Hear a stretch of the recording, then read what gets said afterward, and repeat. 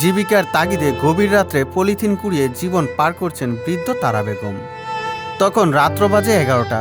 রাতের নিস্তব্ধতায় যখন সবাই ঘুমিয়ে, ঠিক তখন 70 বছর বয়সী এক বৃদ্ধা, চোখে ক্লান্তি, হাতে অভাবের রেখা।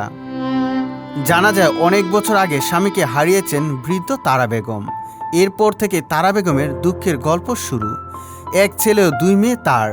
মেয়েদের বিয়ে হয়ে গেলে পরের বাড়িতে চলে যায়, কিন্তু ছেলে বিয়ে করে ফিরে দেখেনি মায়ের দিকে। বৃদ্ধ তারা বেগম খেয়ে না খেয়ে দিন পার করছে। তার থাকার মতো নেই কোনো ঘর।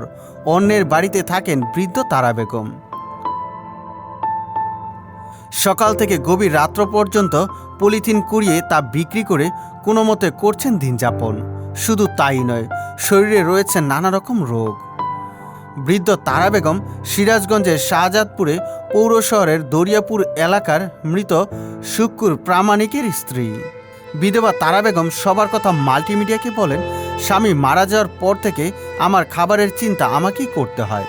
সকাল থেকে গভীর রাত্র পর্যন্ত পলিথিন কুড়িয়ে তা 20 টাকা কেজি দরে বিক্রি করে যা পায় তা দিয়ে দুমুঠো ভাত খায়। তিনি আরও বলেন, আমার স্বামী বেঁচে থাকলে হয়তো আমার আজ এই পলিথিন কুড়াইতে হতো না।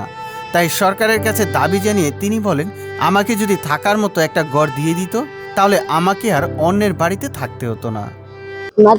আমার থাকার মতো একটা ঘর থাকতো তাহলে ভালো হইতো, সুন্দরভাবে একটু থাকতে পারলাম। সিরাজগঞ্জ থেকে মাসুম হোসেন অন্তুর পাঠানো তথ্যচিত্রের ডেস্ক রিপোর্ট। সুজিত মণ্ডল, সবার কথা।